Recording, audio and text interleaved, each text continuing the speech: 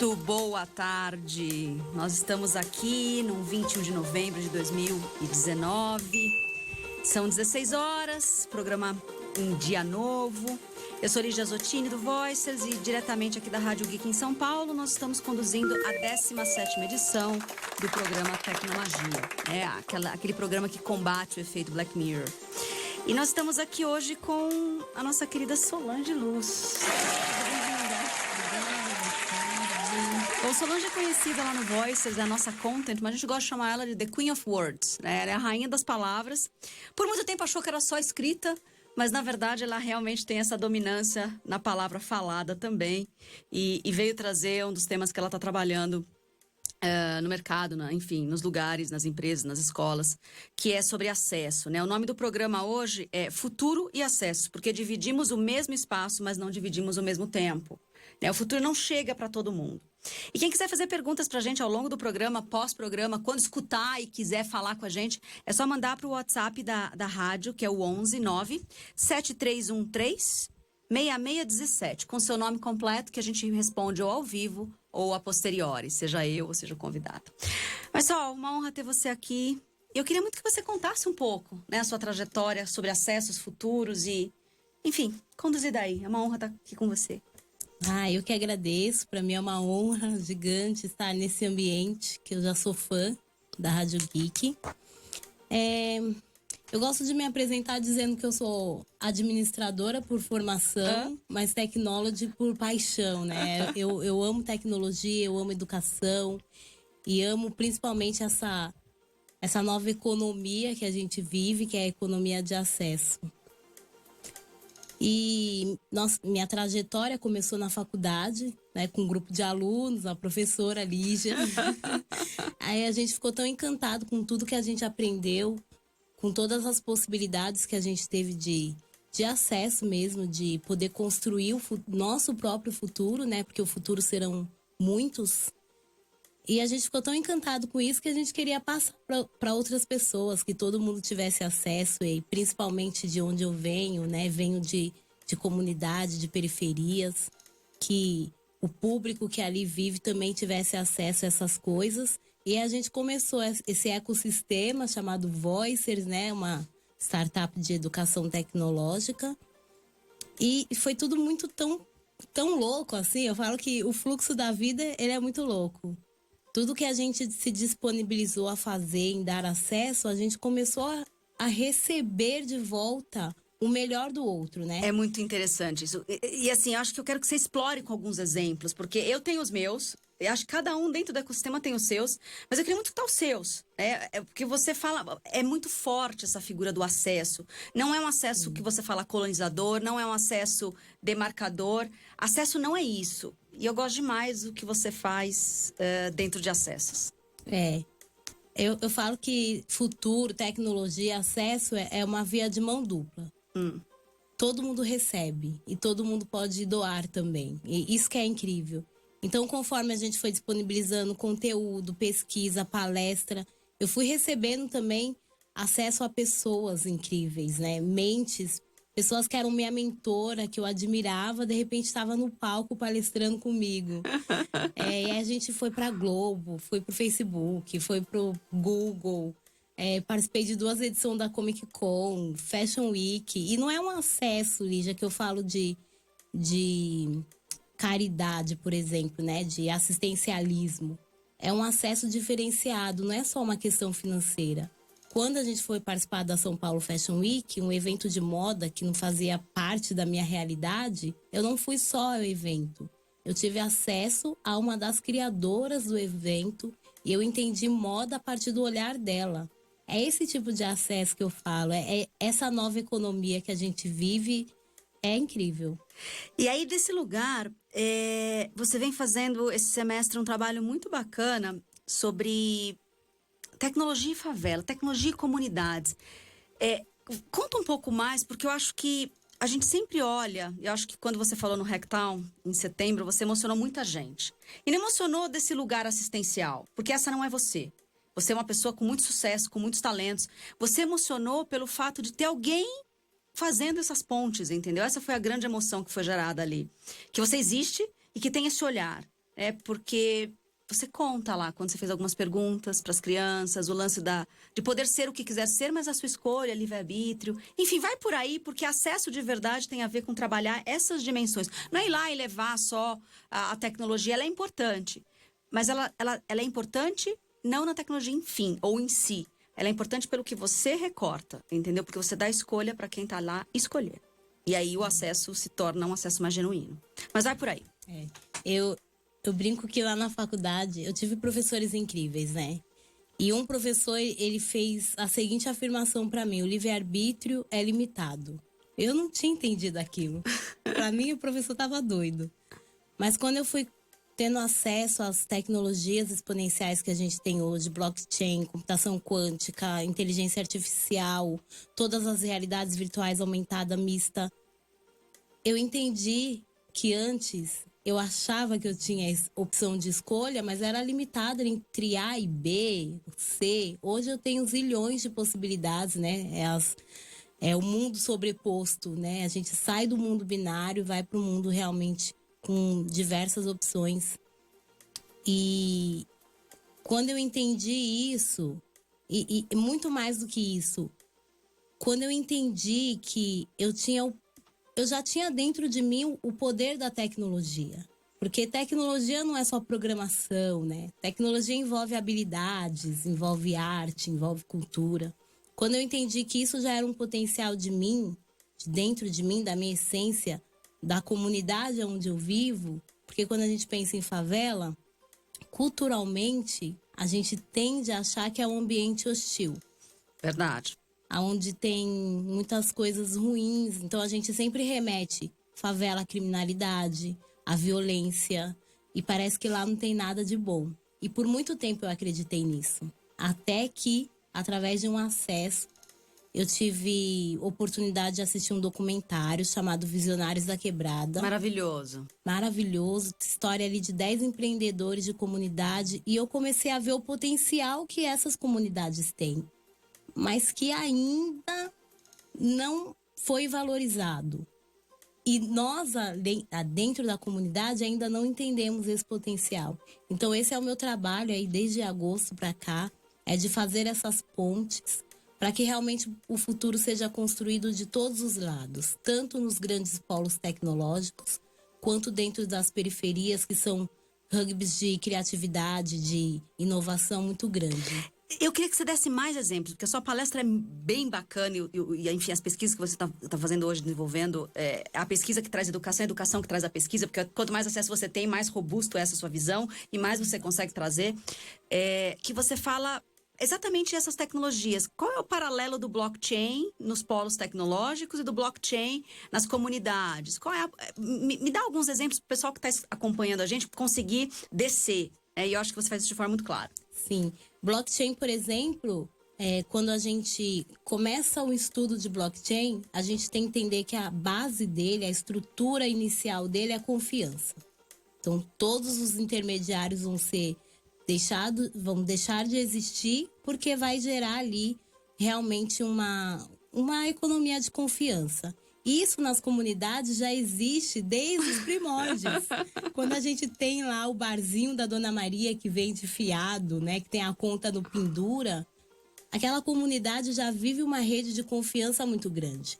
Então, para um jovem entender o próximo passo de blockchain, é realmente um passo muito curto. Talvez muito mais, de forma muito mais curta, acessível, fácil, do que aqueles que estejam vivendo em comunidades que estão mais protegidas por muros, por condomínios, aonde pressupõe-se que tem uma violência fora daquilo e dentro daquilo a gente está protegido. Então, não tem bem confiança, né? Tem proteção. Exato. E a gente já vive confiança lá na prática, no dia a dia. Então, blockchain pra gente tá ali na palma da mão. E o que música ou rap tem a ver com quântico, computação quântica, enfim?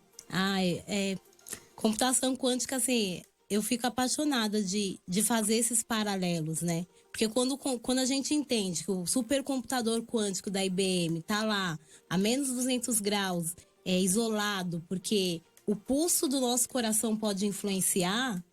Você imagina o poder e a capacidade que uma roda de hip hop produz, a energia quântica que gera ali naquele ambiente. Então, coisas que não são muito bem vistas ainda para a sociedade precisam começar a ser estudadas como potenciais de construção dessa tecnologia. Não, maravilhoso. E aí a gente tem referências como Emicida, por exemplo. Eu peguei hoje por coincidência, eu estava vendo as notícias de manhã e ele vai tocar no Municipal. Eu queria muito poder ir no 27, mas eu tenho enfim, um evento à noite. Quem puder ir, eu acho que é muito, né? E aí o nome do álbum, que é o nome do show, é Amarelo. Mas é Amar Elo, né? Então eu acho que tem tudo a ver com o que você tá contando aqui pra gente. Ele pra mim é uma grande referência, um gênio. Ele fala assim, rap nem era música quando eu comecei a fazer isso, entendeu? Nem era considerado parte, né, desse processo. E agora a gente tá indo para esses centros. Então eu acho que é aí desse lugar, né? É o valor incrível que um genial como o Emicida tem, trazendo essas pontes para os dois lados. Sim. Né? Não tem acesso se não tem ponte. Eu vejo assim que o futuro, ele é co-criado. Eu preciso dos grandes polos tecnológicos, eu preciso das grandes empresas, né? Amazon, Google, as empresas chinesas que estão vindo aí com tudo.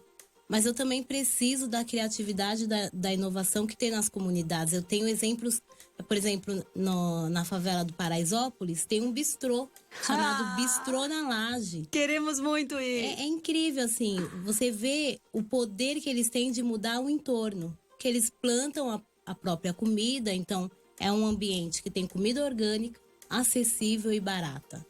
Quando a gente fala de tecnologia e de futuro, a gente está falando de humanidade, de tendências, de exponencializar as tecnologias. É um conjunto.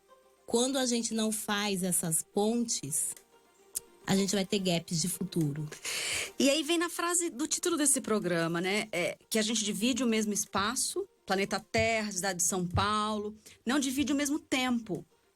Porque tem gente que, por design social, sei lá, você pega talvez países mais bélicos, um Oriente Médio, ele tá num desenho social, por mais que ele tenha muita tecnologia, ele tá num gap, ele tá numa distopia de sociedade, porque a sociedade ainda vive, sei lá, eu gosto de dar o exemplo da Arábia Saudita.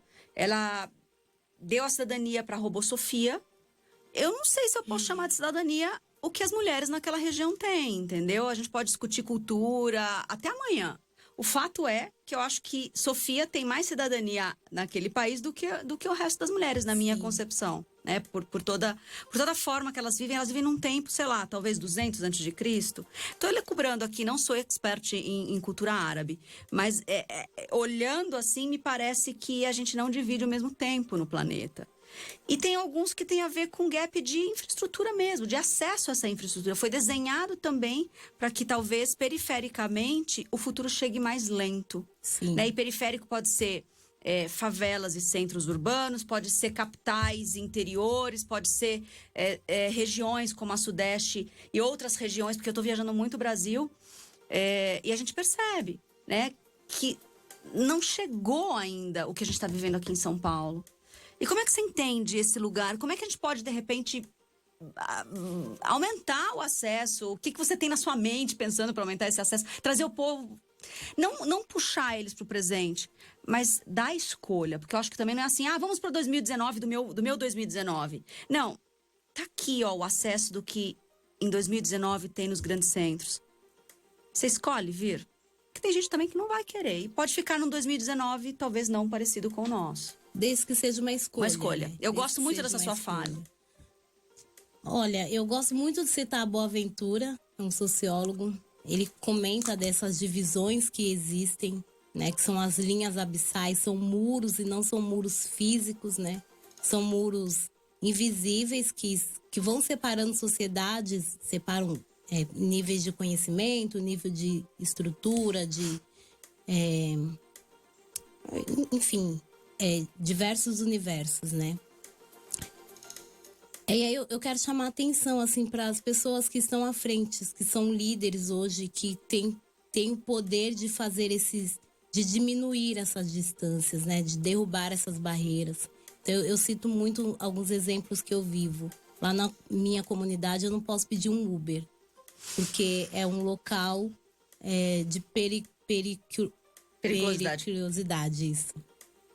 Pra mim não faz sentido, porque eu tenho só na minha rua 7 motoristas de Uber. Então. Entendeu? Por que esse distanciamento? Aí você pega os RHs das empresas. Eu descobri um pouco tempo atrás, porque eu já sabia que quem morava em periferia já tinha um preconceito de ser chamado para as entrevistas. Eu descobri há pouco tempo que até o DDD agora influencia. Então, empresas multinacionais que têm seus processos para todo o Brasil, por exemplo, quando não vinha de grandes centros, São Paulo, Rio, enfim, não era nem chamado para as entrevistas. Então, por que a gente ainda mantém essa cultura, né, de preconceito mesmo, de... Enfim, eu não sei. Então, cabe a nós que estamos à frente de lideranças de empresas começar a diminuir esses gaps, começar a quebrar essas barreiras para que a gente realmente possa construir esses futuros igualitários. Porque o futuro já chegou, né? Tem essa frase emblemática. Ele só não está amplamente distribuído. Eu acho que tem a ver com essas pontes mesmo. Eu gosto quando você chama atenção, porque eu acho que nem todo mundo tem noção. A gente vem de uma época tão veloz que você faz preconceitos hereditários. Porque se você ainda tem o preconceito, e ele é legítimo, muito bem. A gente sabe o tamanho da história que vai ter que ser trabalhada. Quando ele é hereditário, você nem sente mais. Você nem percebe, você só tá reagindo. Reproduzindo, né? Seja aquela piada, aquele comentário, aquelas palavras que, né? Vocabulários que vieram por muito tempo e foram repassados. E você repete, você nem sabe a procedência, você nem sente mais aquilo. Você não sente o preconceito e você reproduz cenários ou você reproduz falas preconceituosas. Esse, pra mim, é o mais perigoso, porque você já passou a ponte mais difícil e você perpetua essa história, entendeu? Eu acho que o seu trabalho tem muito esse chamado. Revisita aí o que tem de preconceito hereditário e vamos hackear ele, porque muda a partir do momento que a liderança chega e fala, não é mais assim, entendeu? Os hackings são feitos dos sistemas de dentro pra fora. Como é que a gente hackeia? Foi um pouco do que eu falei no meu último TED. Como é que eu hackeio as grandes fortunas? Eu, Lígia, não tenho uma grande fortuna. Eu não tenho como hackear uma grande fortuna dos bilionários. Aliás, bilionário é 2.025 pessoas nesse planeta. Eles se conhecem. Eles não me conhecem. E eu não conheço eles. Então, assim, não sou eu que vou hackear esse sistema. Eu sou o quê? Qual que é a minha legitimidade? Eu vivi no ecossistema de educação, eu vivi no ecossistema de tecnologia. Eu posso hackear isso. Que é o que a gente vem fazendo através do Voicers. Que é o que o Bill Gates vem fazendo através da sua bilionarice. Né? Quem não assistiu ainda lá o Netflix dele, o Código Gates, que ele fala levemente sobre o projeto que eu gosto de acompanhar, para ver se realmente vai se legitimar, que chama The Giving Pledge. Giving Pledge é eu me comprometo ao quê? A dar o quê? A minha fortuna milionária. Então ele vai doar mais de 99% da fortuna dele para a Fundação Gates. O Zuckerberg fez a mesma carta pública quando a filha nasceu. O Warren Buffett fez a mesma coisa e ele conseguiu 175 bilionários se comprometendo a doar. A gente tem um brasileiro aqui que foi o presidente da Cirela e ele doou em 2015 metade da fortuna dele e deixou de ser bilionário. Então, assim, eu acho que tem um lugar sendo hackeado em todos os lugares. Então não adianta a gente falar assim, o que eu vou resolver do problema? Me toca os problemas distantes, sempre me toca. Mas o que eu consigo fazer? Nada. Então, se preocupe em fazer o que você consegue fazer. Senão a gente vai ficar nesse ostracismo de discutir só, de repente, mídia social, entendeu? Não dá pra ficar esperando a mudança chegar. Cada um precisa fazer a sua própria mudança. Conforme a gente vai hackeando, aí um conjunto de mudanças de pessoas revolucionando, a gente gera um impacto maior. Dá pra esperar um Big Bang acontecer, porque não vai. E assim, e aí a economia fica mais leve, e aí os mundos ficam mais leves, é um pouco do que a gente tá vendo. Mas você me contou uma vez uma história curiosa, que você tava fazendo um trabalho com os jovens, e você perguntou o que eles queriam ser. Me conta essa história que eu acho que o pessoal vai gostar de escutar. Eu sou lá da comunidade Jardim Peri, pra quem não conhece, é de onde saiu o jogador de futebol Gabriel Jesus. E eu tava conversando com alguns jovens e perguntei o que eles... Se eu pudesse levar algum curso, né? Que curso eles prefeririam? E aí foi muito engraçado, porque 80% diz curso de cabeleireiro. E aquilo me deixou muito intrigada, porque ou o Peri seria referência mundial em cabeleireiros, ou tinha alguma coisa errada ali. Por que que ninguém estava escolhendo programação ou outras possibilidades? E aí eu conversei com uma amiga, né, da IBM, a Natasha, e ela falou: Sol, se você estiver preocupada com a questão da automatização, é bem provável que os programadores sejam automatizados e os cabeleireiros não. Então, escolher ser cabeleireiro não é um problema. O problema é se ele sabe o que é programação e a paixão dele é cabelo, então ele está optando por isso. Maravilhoso. Aí passa por muitas coisas, sabe, Lígia? Desde aumentar o meu leque de escolhas, né? Ter acesso a muitas coisas, até você se conhecer. Qual é a minha paixão? Qual é a minha essência? O que eu gosto de fazer? Porque a tecnologia, ela vai ser um pilar de todas as profissões. Seja de cabeleireiro, seja de médico. A tecnologia, ela vai ser base para tudo. Agora, o que você ama fazer é que vai te dar dinheiro, vai te dar liberdade, vai te dar felicidade. É isso. Então, o autoconhecimento também é importante dentro desse universo que a gente vive. Maravilhoso. E para fechar, então, conta um pouquinho como é que foi, ou como é que vem sendo, né? Porque eu acho que tá sendo. Você gerenciar todos esses slashes seus aí, que a gente fala, todas as barras. Como é que é viver numa economia que você pode ser tantas coisas e você faz bem todas as coisas que você se predispõe a fazer, você tem muito carinho por tudo que você se predispõe a fazer. Como é isso? Para quem está em processo de migração, é importante escutar exemplos. Sim. Antigamente a gente tinha um trabalho. Eu tenho um trabalho e a minha fonte de renda, e no final de semana eu vou fazer o que eu gosto. Hoje não. Hoje a gente vive os profissionais slashers. Eu já sou produtora de conteúdo no Voicer, sou social media na Praxis, trabalho na parte administrativa de um hospital, sou aprendiz de violão. Eu sou todas as versões do que eu gosto de fazer. E eu esqueci a pergunta. Maravilhosa! Como é que você... O exemplo, você está dando exemplo. Como é que as pessoas migram? Como é que elas ficam confortáveis? Porque assim, a gente tem profissões mais estruturais, aquela que ou você tem um salário que cai todo mês, etc. Isso é importante. E tem aquelas que você vai fazendo à medida que você vai entregando, né? E o mundo está feito disso. E você falou 3 delas. Conta um pouco como é que você gerencia essa carreira, essa realidade slasher, através dessas 3 coisas que você tem hoje, né? Como fonte de renda. Primeiro, assim, a tecnologia, ela possibilitou que eu trabalhasse de qualquer lugar, em qualquer ambiente, no meu tempo. Então, a gente consegue gerenciar por conta da tecnologia. E a gente vai só dividindo e se programa e organiza. Tanto tempo eu tenho para essa empresa, tanto tempo eu tenho para aquela. Hoje eu escolho trabalhar hoje eu escolho trabalhar com esse contrato. Então, essa liberdade que a gente tem hoje, porque o futuro do trabalho é isso. A gente não vai mais ficar preso em 4 paredes durante 8 horas, 5 dias, 6 dias por semana. A gente vai ter espaço e liberdade para trabalhar de onde a gente quiser, o horário que a gente quiser e para a empresa que a gente quiser. Mas isso eu já consigo viver hoje, né? Acho que no futuro vai ser mais exponencial. Muito bom. Então, para a gente fechar, deixa uma mensagem, porque eu conversei aqui hoje com Solange Luz, que é a nossa content slasher, rainha das palavras no Voicers e em tantos outros lugares, uma pessoa que promove acessos, né, e tem muito claro isso como missão de vida. O programa foi muito sobre o futuro e acessos, né, por que dividimos o mesmo espaço, mas não o mesmo tempo.